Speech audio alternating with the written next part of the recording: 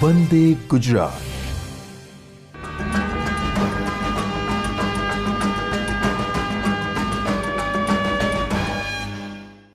નમસ્કાર શિક્ષક મિત્રો અને વિદ્યાર્થી મિત્રો, ગુજરાત માધ્યમિક અને ઉચ્ચતર માધ્યમિક શિક્ષણ બોર્ડ ગાંધીનગર તેમજ ગુજરાત સરકારના સંયુક્ત ઉપક્રમે અને બાયસેક દ્વારા સંચાલિત વંદે ગુજરાત ચેનલ પર ચાલતા આ શૈક્ષણિક કાર્યક્રમોમાં ફરીથી આપ સૌનું એકવાર હાર્દિક સ્વાગત કરું છું।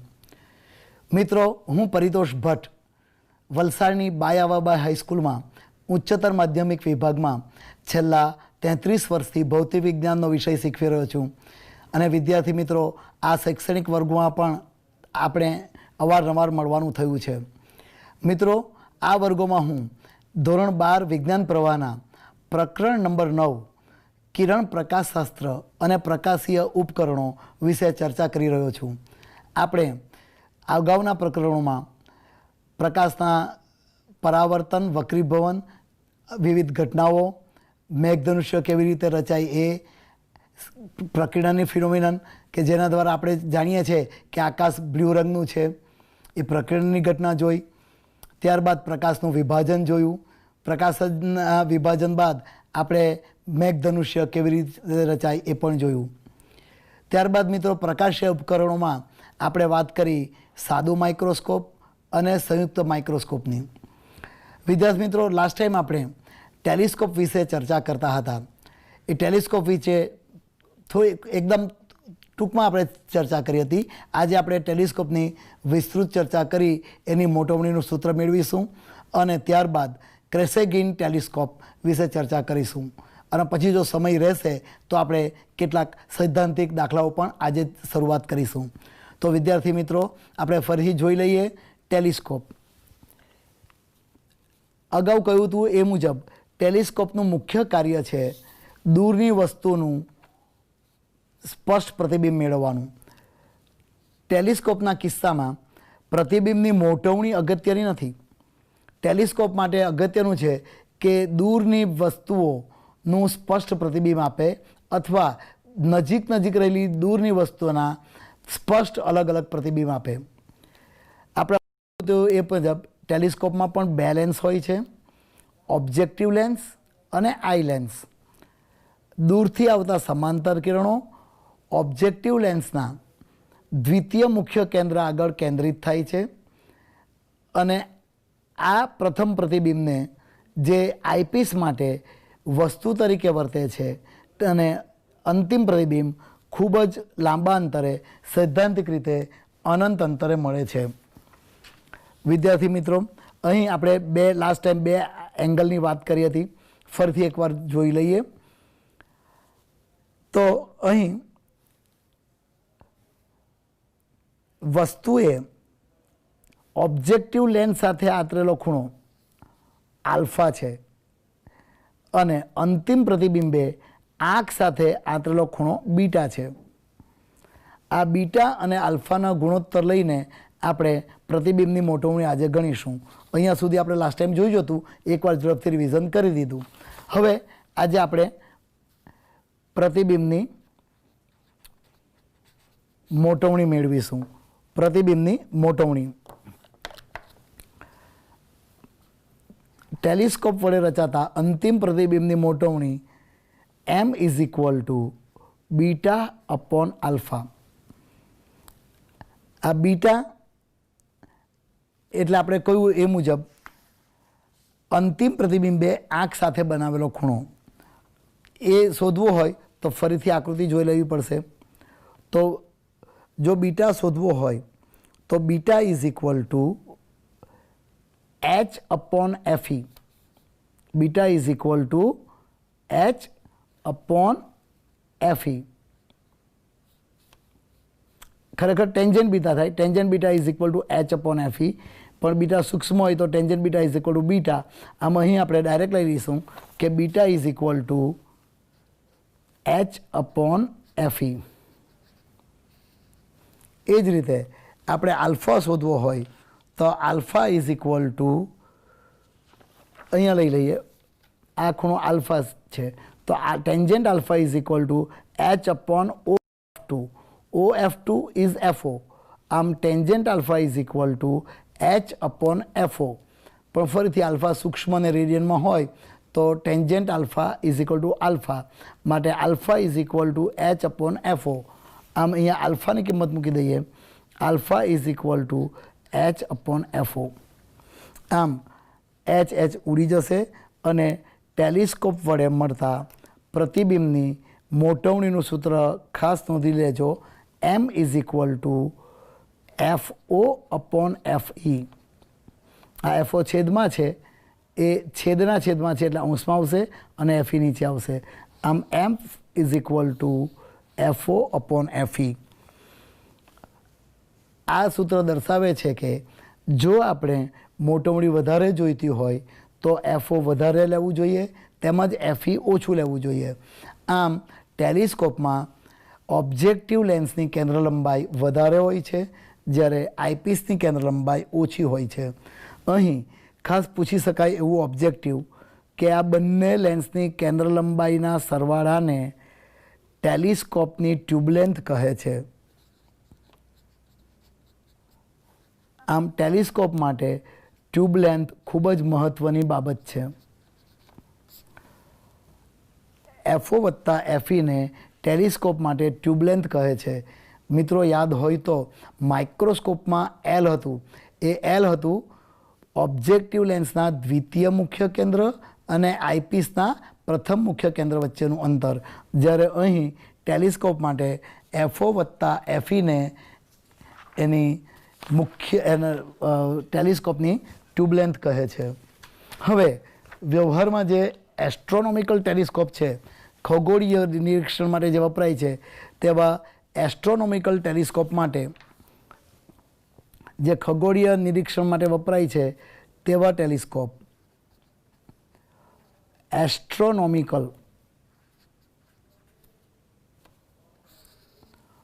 એસ્ટ્રોનોમિકલ ટેલિસ્કોપ માટે બે વસ્તુ મહત્ત્વની છે. એક છે એની પ્રકાશ સમાવેશ ક્ષમતા,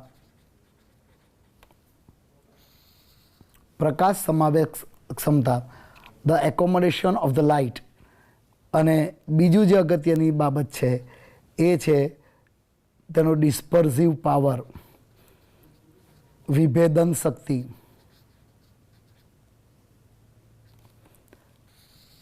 આમ એસ્ટ્રોનોમિકલ ટેલિસ્કોપ માટે કઈ બે બાબતો મહત્ત્વની છે? તો એક છે પ્રકાશ સમાવેશ ક્ષમતા અને બીજી છે વિભેદન શક્તિ. આ બે પૈકી આપણે પ્રકાશ સમાવેશ ક્ષમતાની વાત કરીએ તો એનો આધાર શાના પર હોઈ શકે? તો પ્રકાશને સમાવેશ કોણ કરે છે? ટેલિસ્કોપ માટે પ્રકાશનો સમાવેશ કોણ કરે છે? આ પ્રકાશ, આપાત પ્રકાશ, એનો સમાવેશ કોણ કરે છે? તો ઓબ્જેક્ટિવ લેન્સ કરે છે. આમ જો પ્રકાશ સમાવેશ ક્ષમતા છે સ્વાભાવિક રીતે એ ઓબ્જેક્ટિવ લેન્સના ક્ષેત્રફળ પર આધાર રાખે છે. આ જ કારણસર ઓબ્જેક્ટિવ લેન્સનો વ્યાસ ખૂબ જ મોટો રાખવામાં આવે છે. આવા મોટા વ્યાસવાળા લેન્સની મદદથી આપણે પ્રકાશ સમાવેશ ક્ષમતા વધારી શકીએ છીએ, જેના પરિણામે જે ઝાંખી વસ્તુઓ હોય એનું પણ સ્પષ્ટ પ્રતિબિંબ મેળવી શકાય. આમ ટેલિસ્કોપ માટે ઓબ્જેક્ટિવ લેન્સનો વ્યાસ મોટો રાખવો આવશ્યક છે. એ જ રીતે આપણે બીજી કહ્યું કે એસ્ટ્રોનોમિકલ ટેલિસ્કોપ માટે બીજી મહત્ત્વની બાબત છે વિભેદન શક્તિ. તો વિભેદન શક્તિ એટલે શું? તો નજીક રહેલી બે વસ્તુના અલગ અલગ સ્પષ્ટ પ્રતિબિંબ આપે મેળવવાની ક્ષમતાને તેની વિભેદન શક્તિ કહેવાય. ટેલિસ્કોપ માટે ફરીથી જોઈ લઈએ તો દૂરના નજીક રહેલા તારા, આમ તો ખરેખર વાસ્તવમાં તેઓ બહુ દૂર હોય છે, પરંતુ આપણે પૃથ્વી પરથી જોતા બે તારા ખૂબ જ નજીક લાગે છે. આ દૂરના બે તારાઓ એકબીજાથી સ્પષ્ટ અલગ જોઈ શકાય અથવા સ્પષ્ટ અલગ બતાવવાની ક્ષમતાને તે ટેલિસ્કોપની વિભેદન શક્તિ કહે છે.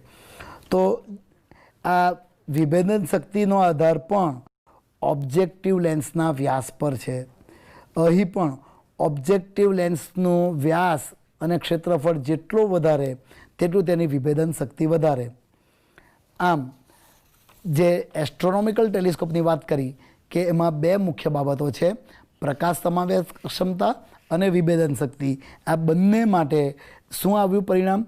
બંને માટે જરૂરી છે કે ઓબ્જેક્ટિવ લેન્સ વસ્તુ કાચનો વ્યાસ મોટો હોવો જોઈએ, એનું ક્ષેત્રફળ પણ મોટું હોવું જોઈએ. હાલમાં જો આપણે વાત કરીએ તો એસ્ટ્રોનોમિકલ ટેલિસ્કોપ, હમણાં જ વિદ્યાર્થી મિત્રો તમે એસ્ટ્રોફિઝિક્સમાં ઘણી બધી બાબતો જોઈ હશે, તો હાલમાં સૌથી મોટું જે એસ્ટ્રોનોમિકલ ટેલિસ્કોપ છે, મોટામાં મોટું, એ ઓબ્જેક્ટિવ લેન્સનો વ્યાસ છે એ વ્યાસ 40 ઇંચ જેટલો છે. આ 40 ઇંચ આશરે કહીએ તો 1 મીટર કરતાં સહેજ જ વધારે, 1.02 મીટર. આટલા મોટો વ્યાસ ધરાવતો ઓબ્જેક્ટિવ લેન્સ આપણા USA ખાતે આવેલ વેધશાળા, જેનું નામ YERKES છે, YERKES, આ વેધશાળા USA ખાતે આવેલી છે. નોંધી લેજો, આ વેધશાળામાં ખાતે જે એસ્ટ્રોનોમિકલ ટેલિસ્કોપ છે એ ટેલિસ્કોપના ઓબ્જેક્ટિવ લેન્સનો વ્યાસ 40 ઇંચ જેટલો છે.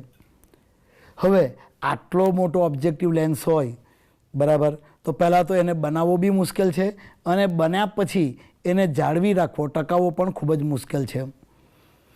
વધુમાં જેમ ક્ષેત્રફળ વધે છે ને તેમ એસ્ટ્રોનોમિકલ ટેલિસ્કોપમાં એક બીજી ક્ષતિ ઉમેરાતી જાય છે. એની અંદર કંઈક આવું થાય છે, જે પ્રતિબિંબ હોય, આ પ્રતિબિંબની ધાર આગળ રંગબેરંગી મેઘધનુષ્ય જેવા જાની વાલી પીનારા બધા રંગો ફરતે રચાય છે અને એની પ્રતિબિંબની ધાર રંગીન દેખાય છે. આવી ક્ષતિને, પ્રતિબિંબની ધાર જે રંગીન દેખાય છે, આવી ક્ષતિને ક્રોમેટિક એબ્રેશન, ગુજરાતીમાં કહેવાય વર્ણ વિપથન. તો વર્ણ વિપથનની ક્ષતિ જોવા મળે છે, જેને કારણે પ્રતિબિંબની ધાર રંગીન દેખાય છે.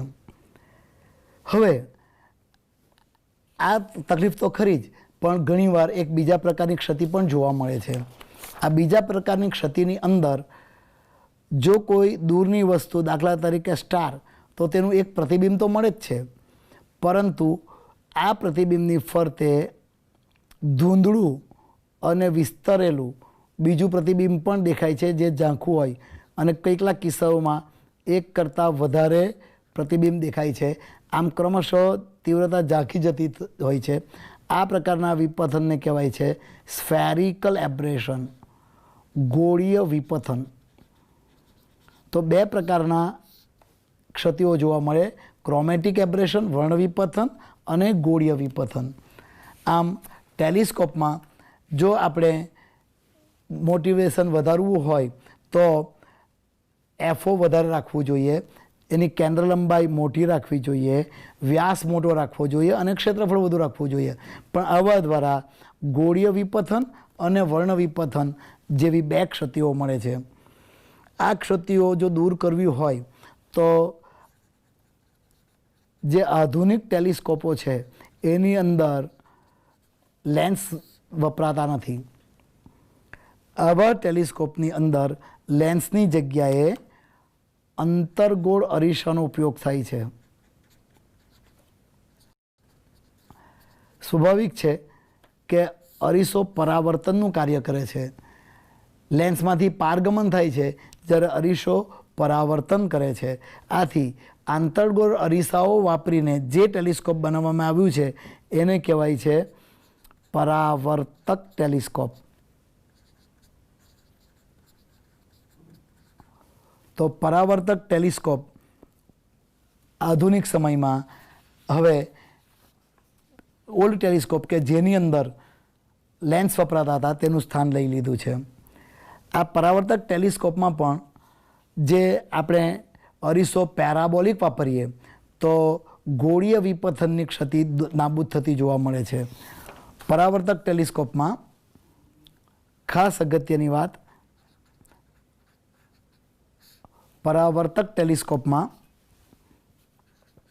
આમાંથી MCQ પણ આવે છે. અગાઉ પણ મેં મારા લેક્ચરમાં કહ્યું જ છે કે જ્યારે 50% MCQ છે ત્યારે વિદ્યાર્થીઓએ MCQ નોંધતા જવું જોઈએ. તો આ ખૂબ જ અગત્યનું છે કે જે ગોળીય વિપથનની ક્ષતિ જોવા મળતી હતી એસ્ટ્રોનોમિકલ ટેલિસ્કોપમાં, એ પરાવર્તક ટેલિસ્કોપમાં કેવી રીતે નાબૂદ થાય છે, અથવા તો શું ઉમેરતા, શું રિપ્લેસ કરતા, અથવા તો શેના વડે ગોળીય વિપથનની ક્ષતિ નાબૂદ થાય છે. તો એનો જવાબ આવશે પેરાબોલિક પરાવર્તક અરીસા. પેરાબોલિક પરાવર્તક અરીસા વડે ગોળીય વિપથનની ક્ષતિ નાબૂદ થાય છે. આ ખૂબ જ મહત્ત્વનો MCQ છે. હવે પરાવર્તક ટેલિસ્કોપ પણ કેટલીક મર્યાદા ધરાવે છે. પરાવર્તક ટેલિસ્કોપની મુખ્ય ક્ષતિ એ છે, મુખ્ય મુશ્કેલી એ છે કે એમાં પ્રકાશનું પરાવર્તન થાય છે. આમ પ્રકાશનું જે પરાવર્તન થાય છે એ પરાવર્તન પામીને પ્રકાશ એ જે ટ્યુબ છે એ ટ્યુબની અંદર જ કેન્દ્રિત થાય છે, ટ્યુબની અંદર જ કેન્દ્રિત થાય છે. તો આ એની એક મુશ્કેલી છે. ત્યારબાદ આ જો અંદર જ હોય તો સ્વાભાવિક છે કે જે અવલોકન કરતા છે, જેને રીડિંગ લેવાના છે, તે અને આઈપીસ એ બંને પણ ક્યાં હોવા જોઈએ? આ જ સ્થળે હોવા જોઈએ. આથી આઈપીસ અને ઓબ્ઝર્વર, આઈપીસ અને અવલોકન કરતા પણ ટ્યુબની અંદર હોવા જ જરૂરી છે. હવે કેટલાક સ્થળ આપણે આવેલા એની ચર્ચા કરી લઈએ કે જ્યાં આગળ આ પરાવર્તક ટેલિસ્કોપ વપરાય છે. તો આવું એક સ્થળ છે કેલિફોર્નિયા.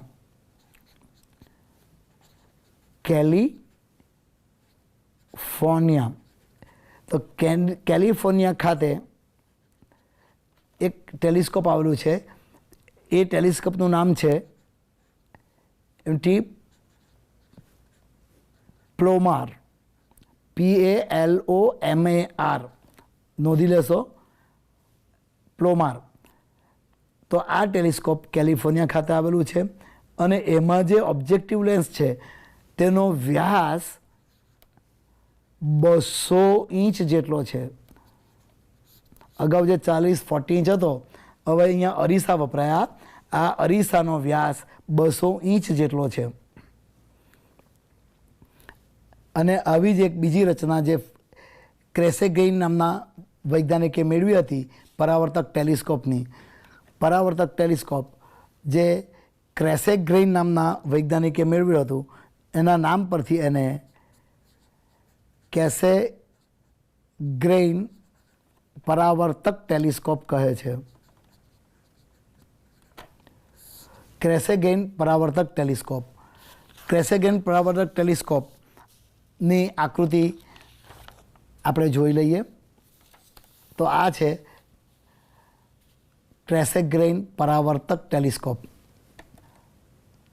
તમે જોઈ શકો અહીં આ આઈપીસ છે અને આ વસ્તુ અરીસો છે. અગાઉ કહ્યું તેમ આ ગૌણ અરીસો પ્રકાશનું પરાવર્તન કરે છે. આ પરાવર્તન ટ્યુબની અંદર જ થતું હોવાથી આઈપીસ પણ ટ્યુબની અંદર જ હોવો જોઈએ. એટલું જ નહીં, પણ અવલોકન કરતાં પણ આ સ્થળેથી જ અવલોકન કરતો હોવો જોઈએ. તો હવે આકૃતિ તમે જોઈ શકો છો. જરાક ઝડપથી સાથે સાથે દોરતા પણ જોજો. અહીં બે અરીસાઓ છે, વસ્તુ અરીસો અને ગૌણ અરીસો. આ દૂરની વસ્તુ પરથી આવતા સમાંતર કિરણો જેને ઓબ્જેક્ટિવ અરીસા પર પડે છે, વસ્તુ અરીસા પર, ત્યાંથી તેનું પરાવર્તન થાય છે. એ પરાવર્તન ચોક્કસ નિયમો મુજબ થાય અને આ બંને પરાવર્તન થઈ અને ગૌણ અરીસાની મુખ્ય અક્ષ પર અંતિમ પ્રતિબિંબ આપે છે, જે આઈપીસ પર કેન્દ્રિત કરી શકાય છે. આમ આઈપીસ અને અવલોકન કરતાં આ ટેલિસ્કોપની અંદર જ હોય છે. અને કહ્યું એ મુજબ કેસેગ્રેઇન નામના વૈજ્ઞાનિકના માનમાં એને કેસેગ્રેઇન ટેલિસ્કોપ કહે છે.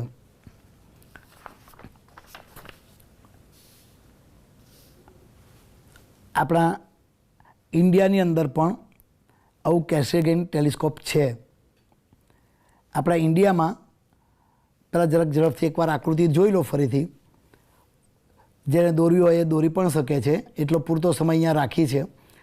દૂરથી આવતા સમાંતર કિરણો જે વસ્તુ અરીસા દ્વારા પરાવર્તન પામે છે, ગૌણ અરીસા દ્વારા પરાવર્તન નિયમ મુજબ ફરીથી એનું પરાવર્તન થાય છે અને આઈપીસ પાસે તેઓ કેન્દ્રિત થાય છે. આ પરાવર્તિત પ્રકાશ ટ્યુબની અંદર જ થતો હોવાથી આઈપીસ અને ટ્યુબની અંદર જ રાખવામાં આવે છે તથા અવલોકન કરતાં એ અહીંથી જ નિરીક્ષણ કરવું પડે છે. આ થઈ ગયો કેસેગ્રેઇન ટેલિસ્કોપ. આપણા ભારતની અંદર ઇન્ડિયામાં ખાસ નોંધી લેજો,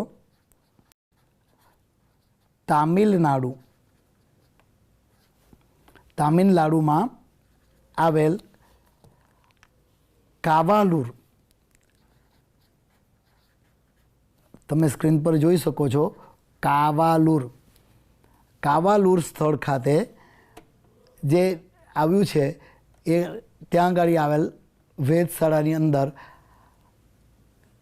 આ કેસેગ્રેઇન ટેલિસ્કોપ છે.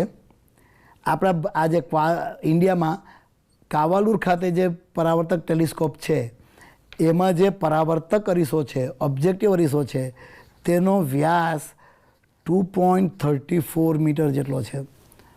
2.34 મીટર ધરાવતું કેસેગ્રેઇન ટેલિસ્કોપ છે. Indian institute of astronomical physics Bangalore ખાતે પણ આવું એક પરાવર્તક ટેલિસ્કોપ છે. હાલમાં જો આપણે વિશ્વની વાત કરીએ તો વિશ્વમાં યુએસએમાં હવાઈ ખાતે આવેલ કેક નામના ટેલિસ્કોપની બે જોડ છે. આપણે અહીંયા વ્યાસ 2.34 મીટર છે, લગભગ એના કરતાં 4 ગણો એટલે કે 10 મીટરનો વ્યાસ ધરાવતો ત્યાં વસ્તુ કાચ છે, જે વસ્તુ અરીસો કહીએ, ઓબ્જેક્ટિવ મિરર. યુએસએના હવાઈ ખાતે આવેલ કેક ખાતે આવી આ ટેલિસ્કોપની જોડ છે. તો આ થઈ ગઈ પરાવર્તક ટેલિસ્કોપની વાત. પરાવર્તક ટેલિસ્કોપમાં જે મુશ્કેલીઓ હતી, અહીં ખાસ અગત્યનું કે પેરાબોલિક અરીસોનો ઉપયોગ કરીને આપણે જે વર્ણવિપથનની ક્ષતિ મળતી હતી એને આપણે નાબૂદ કરી શકીએ છીએ. સંપૂર્ણ રીતે તે નાબૂદ થઈ જાય છે. હવે તો આ સાથે આ ચેપ્ટરમાં થિયરી વિભાગ પૂર્ણ થાય છે. તો હવે વિદ્યાર્થી મિત્રો, આજથી જ આપણે સૈદ્ધાંતિક દાખલા પણ શરૂ કરી દઈએ. તો તમે જોઈ લો, તમારી પાસે પાઠ્યપુસ્તક તો હશે જ. ઉદાહરણ 9.1 જે અહીંયા સ્ક્રીન પર હું બતાવું છું. ઉદાહરણ 9.1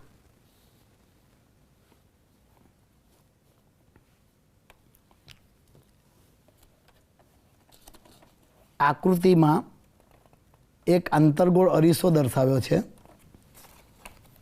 હવે સમગ્ર સ્ક્રીન પર ક્લિયર વંચાતું હશે. આકૃતિમાં અંતર્ગોળ અરીસોની નીચે જે સપાટી છે એ અડધી પરાવર્તક સપાટીને અપરાવર્તક દ્રવ્ય વડે ઢાંકી દીધી છે. આ અરીસાને સામે મૂકેલી વસ્તુના પ્રતિબિંબ પર શી અસર થશે? આટલો જ પ્રશ્ન છે કે ભાઈ જો ઢાંકી દીધી હોય અડધી પરાવર્તક બાજુને તો શું પ્રતિબિંબ પણ અડધું થઈ જશે?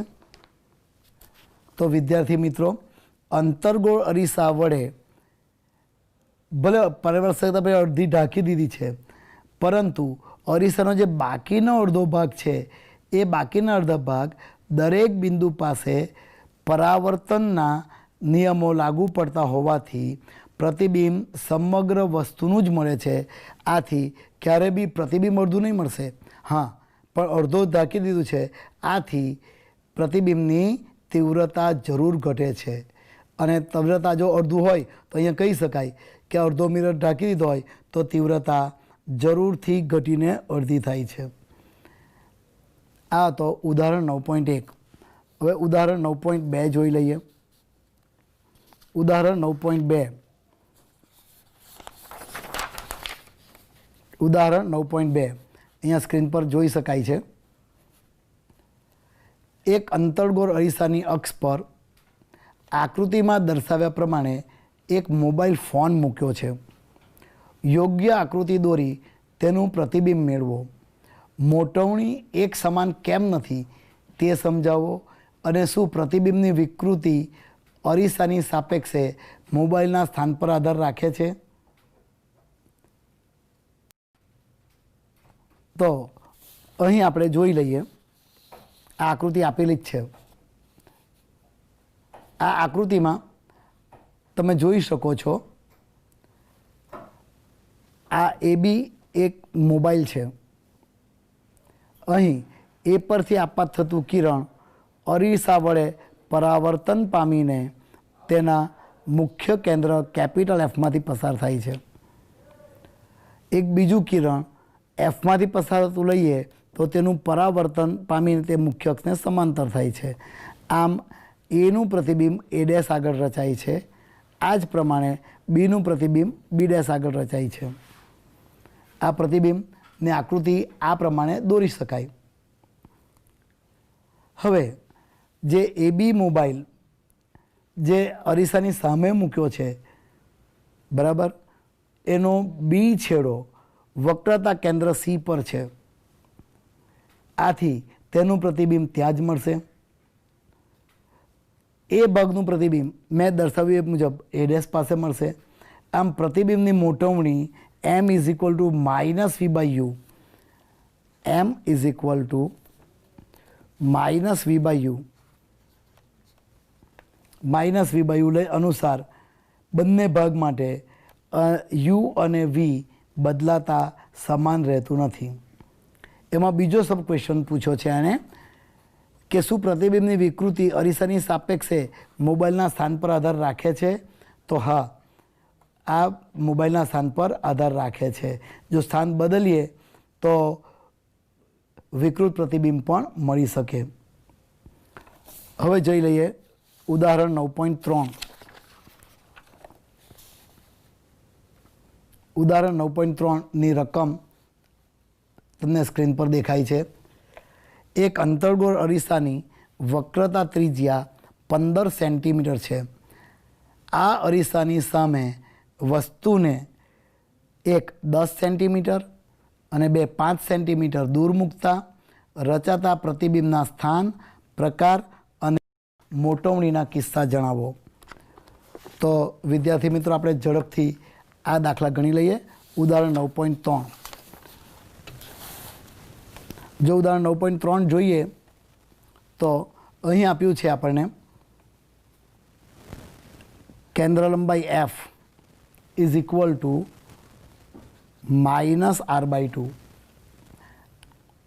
આથી R આપ્યું છે 15 સેન્ટીમીટર. આથી F મળશે આપણને 7.5 સેન્ટીમીટર. આ સાથે ઉતારતા જ જજો. F = 7.5 centimetre. હવે પ્રથમ પ્રશ્ન છે કે વસ્તુ 10 સેન્ટીમીટર દૂર રાખી છે. આપણે જાણીએ છીએ સંજ્ઞા પ્રણાલી પ્રમાણે -10 લેવું પડશે. U = -10 સેન્ટીમીટર અને આપણે એને અનુરૂપ V શોધવાનું છે. તો અરીસાના સૂત્રનો ઉપયોગ કરી દઈએ. અરીસાના સૂત્રનો ઉપયોગ કરીએ તો 1/f is equal two 1/u plus 1/v. હવે આપણે v શોધવાનું હોવાથી 1/v is equal two 1/f minus 1/u થશે. અહીં કિંમતો મૂકી દઈએ તો f ઇઝ ઇક્વલ ટુ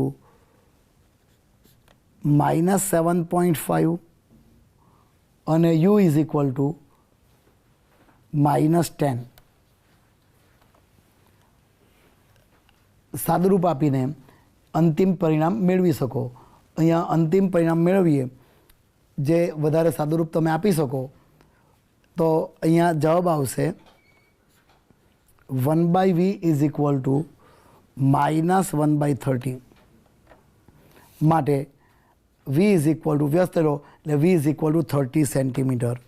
આમ અહીં આવશે v is equal two 30 centimetre.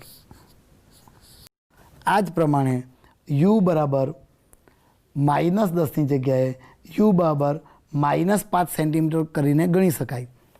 Same પદ્ધતિથી એ પણ ગણિત લઈએ આપણે.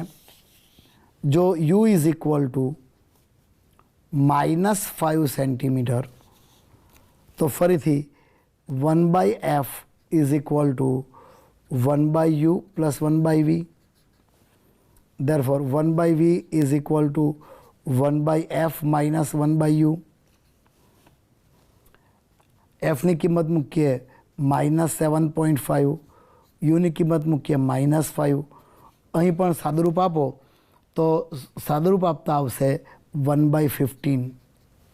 માટે વ્યસ્ત લઈ લઈએ તો v is equal two 15 centimetre. ગણતરી અત્યારે સ્ક્રીન પર દેખાય જ છે. જે વિદ્યાર્થીઓ મિત્રએ કરવી હોય એ સાથે કરી દઈ. હવે પ્રતિબિંબની મોટવણી પણ પૂછી છે તો અહીં થશે પ્રતિબિંબની મોટવણી m is equal two -v/u.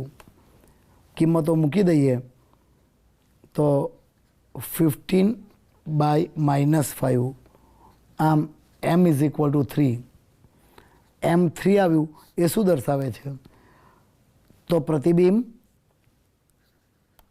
આભાસી, કારણ કે એમ ધન આવ્યું. ચત્તુ, કારણ કે મોટવણી ધન છે અને 3 આવ્યું એટલે પ્રતિબિંબ 3 ગણું મોટું છે. આમ આભાસી, ચત્તુ અને મોટું પ્રતિબિંબ મળશે. તો આ થઈ ગયો ઉદાહરણ 9.3. નોંધી લેશો. હવે જોઈ લઈએ ઉદાહરણ 9.4. ઉદાહરણ 9.4ની રકમ આમ તો સ્ક્રીન પર અત્યારે દેખાય જ છે, છતાં પણ તમે પણ તમારા બુક સાથે રાખીને જોઈ શકો છો. ઉદાહરણ 9.4. ધારો કે તમે પાર્ક કરેલી કારમાં બેઠા છો અને r બરાબર 2 મીટરવાળા સાઇડ વ્યૂ મિરર એક વ્યક્તિને કાર તરફ દોડતી આવતી નિહાળો છો. જો આ વ્યક્તિની ઝડપ 5 મીટર પ્રતિ સેકન્ડ હોય તો જ્યારે તે અરીસાથી એક 39 મીટર, બી 29 મીટર, સી 19 મીટર અને ડી 9 મીટર દૂર હોય ત્યારે તેનું પ્રતિબિંબ કેટલી ઝડપથી ગતિ કરતું દેખાશે. આ દાખલો પણ આપણે ગણી દઈએ. અહીં કંઈક આવી વાત કરી છે. ધારો કે કારનો સાઇડ વ્યૂનો અરીસો જે બહિર્ગોળ છે એના માટે 1/f is equal two 1/u plus 1/v. આ સૂત્રનો ઉપયોગ કરીએ અને આના પરથી v is equal to fu into u minus f આવું સામાન્ય સૂત્ર યાદ રાખી દઈએ. હવે અહીં વક્રતા ત્રિજ્યા r 2 મીટર છે એનો અર્થ એ થયો કે કેન્દ્ર લંબાઈ એફ 1 મીટર થશે, કેન્દ્ર લંબાઈ એફ 1 મીટર થશે. હવે વ્યક્તિની ઝડપ આપેલી છે, વ્યક્તિની ઝડપ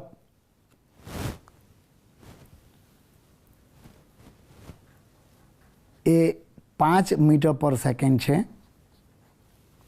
અને એ કાર તરફ આવી રહી છે. એ પણ નોંધી લઈએ કે વ્યક્તિ કાર તરફ આવી રહી છે. હવે વ્યક્તિનું કારના અરીસાથી અંતર એને ડી કહી દઈએ તો ડી ઇઝ ઇક્વલ ટુ વીટી. આથી 5 × 1 એટલે આ અંતર મળી ગયું 5 મીટર. હવે જે 4 કિસ્સા આપ્યા છે ABCD, એમાં જુદા જુદા અંતરે આપણે વેગ પૂછ્યો. તો હવે જોઈ લઈએ. અહીંયા ધારો કે પહેલું પૂછ્યું છે કે વ્યક્તિ 39 મીટર દૂર હોય ત્યારે સંજ્ઞા પ્રમાણે પણ આ બધા યુ નેગેટિવ જ લેવાના છે.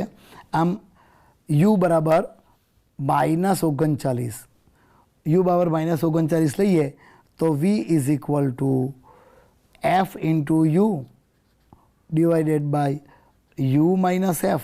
કિંમત મૂકી દઈએ તો 1 સાથે ગણતા જ જજો × -39 અપોન -39 - 1. આમ ગણતરી કરીએ તો 39/40 આવે. આ -39, આ -40, માઇનસ જતા રહી અને V is equal to 39/40 metre. હવે 1 સેકન્ડ બાદ આ વ્યક્તિ કેટલો દૂર હશે? તો પ્રથમ 5 હતું, તો 1 સેકન્ડ બાદ આ વ્યક્તિનું અંતર થશે -39 + 5. આમ આ વ્યક્તિ 1 સેકન્ડ બાદ કારથી 34 મીટર દૂર હશે.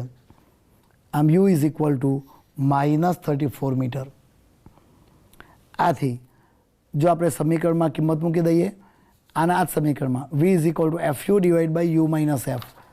તો હવે V is equal to FU upon U - F. એમાં કિંમતો મૂકી દઈએ તો 1 × -34 ડિવાઇડેડ બાય -34 -1. આમ -34 બાય -35. આમ અહીં એની ઝડપ મળશે 34/35. આમ એનું અંતર મળશે 34/35. હવે 1 સેકન્ડ બાદ એની ઝડપ શોધવી છે આપણે. તો ઝડપ આ રીતે શોધી શકીએ કે 1 સેકન્ડ બાદ પ્રતિબિંબની ઝડપ, 1 સેકન્ડ બાદ પ્રતિબિંબની ઝડપ. તો ઝડપ બરાબર અંતર, અહીંયા પ્રતિબિંબ અંતરમાં થતો ફેરફાર ભાગ્યા સમય. તો પહેલાં એ હતો 39/40, પછી આવ્યો 34/35/1. આનું સાદુરૂપ આપો તમે તો આનો જવાબ મળશે. તમે સાદુરૂપ આપી શકો. હું અત્યારે જવાબ લખી દઉં છું, સાદુરૂપમાં સમય ના બગાડીએ. એનો જવાબ આવશે 280, 1/280 મીટર પર સેકન્ડ. આમ 1 સેકન્ડ બાદ પ્રતિબિંબની ઝડપ 1/280 મીટર પ્રતિ સેકન્ડ થશે. આ જ પ્રમાણે આપણે અન્ય અંતરો માટે પણ ગણી શકાય. એ પણ આપણે ગણી જ લઈએ. ચાલો હવે બીજું આપ્યું છે કે ભાઈ કારથી 29 મીટર દૂર છે. એટલે ફરીથી U is equal to -29 metre. તો ફરીથી આના માટે V1 ગણી કાઢીએ, FU1 divide by U1 - F. કિંમતો મૂકી દઈએ તો 1 × -29 अपॉन -29 -1 एकનો એક જ છે એટલે જરાક ઝડપથી લઉં છું -29 / -30 માઇનસ માઇનસ જતા રહે એટલે 29/30 મીટર આ તમે ક્લિયર જોઈ શકાય છે. હવે 1 સેકન્ડ બાદ એનું અંતર 1 સેકન્ડ બાદ એનું અંતર તો એને U2 કહી દઈએ તો એ અંતર થશે 29 + 5 ઓફકોર્સ -29 + 5 એટલે અંતર થશે 24 મીટર. આમ 1 સેકન્ડમાં એ 5 જેટલી અચળ ઝડપ કાપે છે એટલે કારથી હવે 24 મીટર દૂર હશે. આથી 1 સેકન્ડ બાદ પ્રતિબિંબ અંતર V2 ગણી કાઢીએ તો V2 = ફરીથી આનું આ જ સૂત્ર FU2 upon U2 - F એટલે અહીંયા 1 × -24 upon -24 - 1 આમ -24/-25 એટલે કે 24/25 મીટર. અને અગાઉ ગણ્યું હતું એ મુજબ એની ઝડપ પણ ગણી શકાય માટે ઝડપ બરાબર V1 - V2 / T કિંમતો મૂકી દઈએ તો 29/30 આ V1 આ V2 24/25 / 1 તો અહીંયા પણ આપણે સાદુરૂપ આપી દઈએ તો એનો જવાબ આવશે 1/50 એકમ મીટર પર સેકન્ડ. તો આ થઈ ગઈ બી માટેની ગણતરી. આવી જ ગણતરી આપણે સી માટે કરી શકીએ. તો સી અંતર આપેલું છે 9 મીટર કારથી 9 મીટર દૂર ફરીથી યુ બરાબર -9 મીટર ફરીથી V1 = FU1 / U1 - F is equal to 1 × -9 divided by -9 - 1 which is equal to 9/10 metre. 1 second પછી એ કેટલું દૂર હશે તો 1 સેકન્ડ બાદ એ 5 મીટર વધુ નજીક આવ્યું માટે તેનું અંતર કેટલું થઈ જશે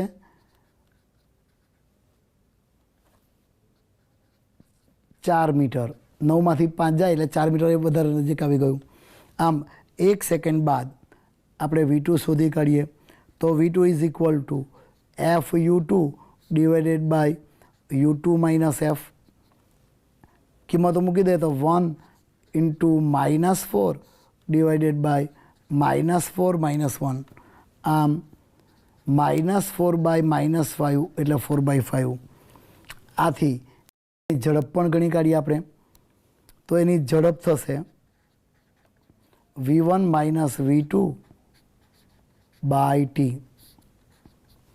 V1 - V2 / T કિંમતો મૂકી દઈએ અને ગણતરી કરીએ તો 9/10 - 4/5 / 1 સાદુરૂપ આપશો તો આનો જવાબ આવશે 1/60 મીટર પર સેકન્ડ. અને છેલ્લું જે અંતિમ આપ્યું છે એ જોઈ લઈએ. અંતિમ ડી આપેલું છે 9 મીટર. તો હવે U1 = 9 મીટર કારથી એ 9 મીટર દૂર છે માટે V1 = FU1 / U1 - F કિંમતો મૂકી દે તો 1 -9 -9 -1 આ થશે -9 આ થશે -10 માઇનસ માઇનસ જતા રહ્યા એટલે 9/10. હવે 1 સેકન્ડ બાદ એનું કારથી અંતર U2 કેટલું થઈ જશે તો બીજું એ 5 મીટર નજીક આવવાનું બીજું 5 મીટર નજીક આવવાનું એટલે એ થઈ જવાનું 4 મીટર.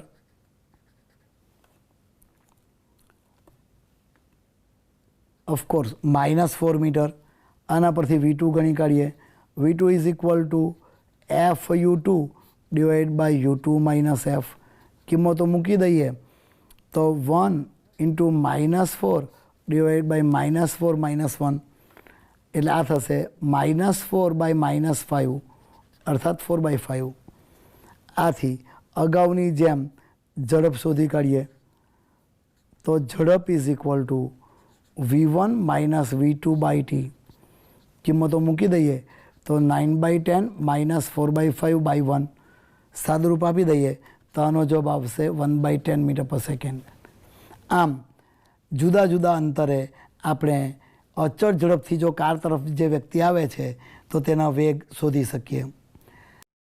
પાર્કિંગમાં સ્થિર કારમાં અથવા કોઈ સ્થિર કારમાં બેઠેલી વ્યક્તિને જોઈએ તો જ તે આ ઘટના અનુભવી શકે છે. આપણે એવું નથી ધારવાનું કે કાર પણ ગતિ કરી રહી છે. તો આ તો ઉદાહરણ 4. હવે ઉદાહરણ 9.5 ઉદાહરણ 9.5 જોઈ લઈએ. ઉદાહરણ 9.5ની રકમ સ્ક્રીન પર દેખાય છે. ઉદાહરણ 9.5 પૃથ્વીને પોતાની ધરીને અનુલક્ષીને એક પરિભ્રમણ કરતાં 24 કલાક લાગે છે. પૃથ્વી પરથી સૂર્યને જોતા તેની 1 ડિગ્રી જેટલી શિફ્ટ માટે તેને કેટલો સમય લાગશે?